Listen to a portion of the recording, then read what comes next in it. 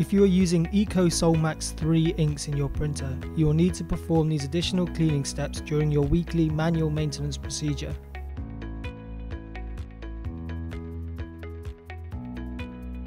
First, ensure that you are using the correct cleaning solution for EcoSol Max 3 inks. The product code on the label should read ESL5 as shown here.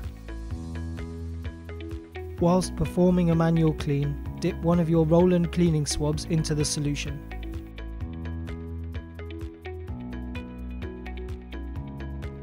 Softly press the cleaning swab to the printhead surface. Press gently so that the nozzles of the printhead are permeated with the cleaning liquid. Never rub the surface or press with any force.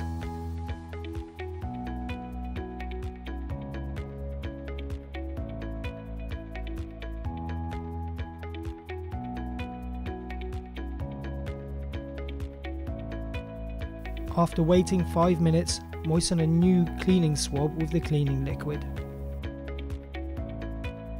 Now gently stroke the head surface to remove any ink and the cleaning liquid. Again, never rub or use any force on the printhead surface. When finished, carry on with the rest of your manual maintenance procedure.